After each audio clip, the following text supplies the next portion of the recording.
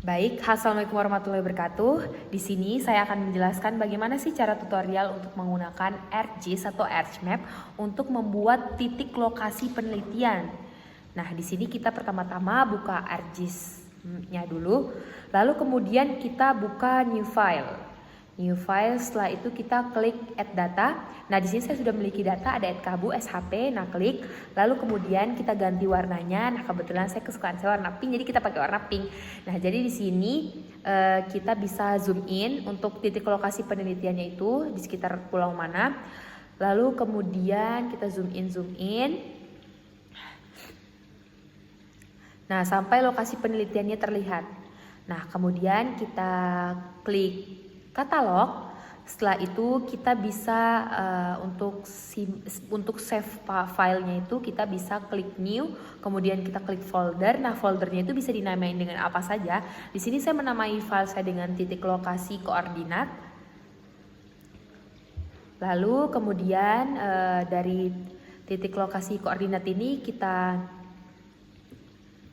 bisa lihat. Nah, kita klik katalog ulang. Nah, di sini kita klik titik lokasinya itu, kita klik kanan, klik new, kemudian klik save file, kemudian new save filenya, nama filenya kita bisa ganti dengan titik lokasi penelitian, kemudian kita klik edit. Nah, di edit ini kita ubah ke project coordinate system.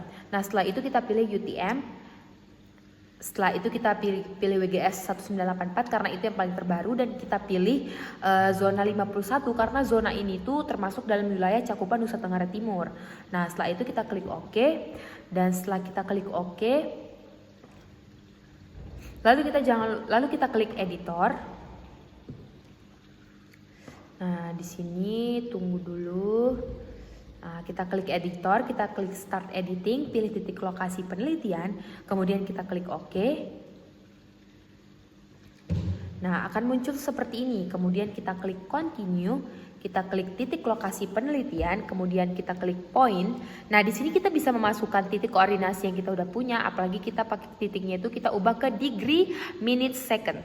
Kemudian supaya memudahkan kita bagaimana cara kita memasukkan titik koordinatnya. Nah, di sini saya tidak menampilkan cara memunculkan 6 titiknya secara langsung, namun saya langsung memperlihatkan titik pertama dan titik terakhir. Bagaimana cara memasukkan titiknya? Sama, metodenya itu sama, tinggal klik absolute XY, kemudian kita ubah ke degree, minute, second, kemudian kita masukkan ke 6 titik. Nah, di sini saya memiliki 6 titik koordinat tempat lokasi penelitian saya. Dan setelah sudah ada 6 lokasi titik penelitiannya, lalu kita klik save edits, kemudian supaya titiknya itu tetap terekam, dan kemudian kita klik stop editing. Setelah itu kita klik untuk penambahan teks. Di sini kita bisa menamai titik-titiknya itu titik pertama sampai titik terakhir. Nah, di sini ada titik pertama, kedua, 3, 4, 5, dan 6. Nah, baik, setelah itu kita bisa ubah untuk lautannya ini atau perairannya itu kita bisa ubah di extend indicators. Nah, di sini ada. Nah, sini agak susah sedikit ya. Di sini kita klik frame. Kita klik frame. Di sini kita klik frame, kita ubah untuk supaya menambah kesan nuansa lautannya tuh semakin mendalam ya. Nah, di sini kita ubah menjadi warna biru. Nah, untuk lautannya kita namain itu yaitu Selat Ombay. Nah, karena kebetulan nama di dekat tempat lokasi penelitian saya ini namanya Selat Ombay. Nah, kemudian kita dekati lagi nama tulisan Selat Ombay ini ke dekat titik supaya nanti masuk dalam satu frame-nya. Nah, kemudian untuk daratannya itu namanya itu Desa Dua Laus. Kita namai ya. Karena memang namanya Desa Dua Laus di sini. Nah, kita dekatkan dengan titik lokasi penelitiannya. Kemudian setelah itu kita klik file, page, kita klik page and print setup, kemudian untuk mengubah menjadi landscape, kemudian kita ubah ke layout view.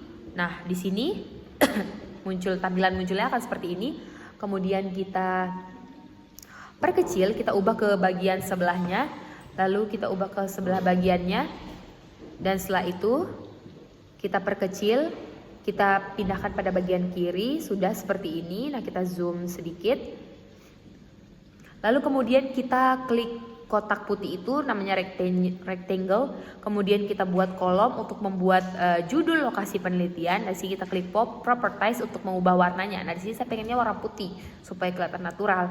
Nah, kemudian setelah itu kita klik teks. Nah, di teks ini kita bisa ubah, terserah mau nama kalian apa. Di sini saya menamainya dengan titik lokasi penelitian di tunggu sebentar, titik lokasi penelitian di Teluk Gurita, Atapupu. Nah, di sini juga kita bisa edit melalui change symbol, di mana kita bisa ubah untuk fontnya berapa dan jenis fontnya apa kita bisa ubah. Dan di sini juga kita bisa menggunakan style bold. Nah, kemudian di sini kita sesuaikan dengan kolomnya. Kemudian kita perbesar sedikit. Di sini saya perbesar sedikit. Kemudian saya perbesar di sini. Nah, kemudian kita klik insert. Nah, kemudian kita bisa tambahkan di sini yaitu north arrow-nya. Di sini kita bisa tambahkan kompas sesuai dengan yang kalian inginkan seperti apa. Nah, sini saya ambil yang itu. Nah, kemudian saya taruh kompasnya perbesar sedikit. Kemudian ukur sesuai dengan keinginan yang kalian inginkan. Kemudian saya tambahkan scale bar. Nah, di sini scale barnya langsung kemudian saya tambahkan. Saya letakkan di samping kompas yang telah saya buat tadi, yang setelah saya pilih. Oke. Kemudian setelah itu saya masukkan dynamic text. Oke, sebelumnya itu kita pilih scale text dulu. Nah, scale textnya ini saya pilih paling atas karena paling simple. Lalu kemudian setelah itu kita klik insert lagi, baru klik dynamic text, pilih koordinat sistem. Nah, koordinat sistemnya ini kita taruh pada bawah skala. Nah, setelah itu kita buat line, buat garis di bawahnya untuk membatasi bagian-bagian pada peta yang akan kita buat. Nah, untuk garisnya ini harus kita sesuaikan, jangan sampai garisnya seperti terlihat terputus. Nah, kalau sudah dirasa garisnya sudah pas, itu kalian klik 2 kali supaya garisnya menjadi permanen ya. Klik 2 kali. Nah, sudah. Setelah itu untuk bagian bawahnya itu kita tambahkan legend atau legenda. Nah, di sini kita pilih titik lokasi penelitian, next, and the next. Nah, muncul setelah itu legenda.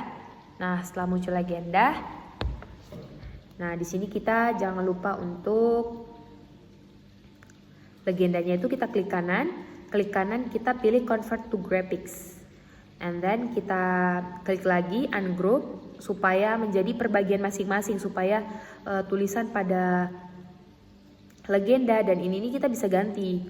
Nah, baru setelah itu ya tambahkan legenda. Nah, untuk ini kita ubah menjadi titik lokasi, tidak usah dengan caps lock.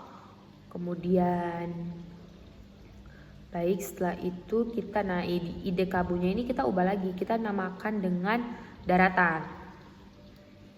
Nah, untuk menamai pedangan, untuk menambahkan tambahan legendanya itu kita buat pakai rectangle. Nah, di rectangle ini kita buat satu kolom kecil mengikuti dengan daratan. Lalu kemudian kita ubah properties, kita ubah warnanya sesuaikan dengan warna perairan. Nah, ini kurang pas warnanya. Oke, kita ubah lagi. Nah, ini baru pas. Oke, klik OK dan terus kemudian kita klik text. Klik text untuk menambahkan teks bahwa ini menandakan lokasi ini, penelitian, lokasi perairan. Nah, lokasi perairan, oke. Setelah itu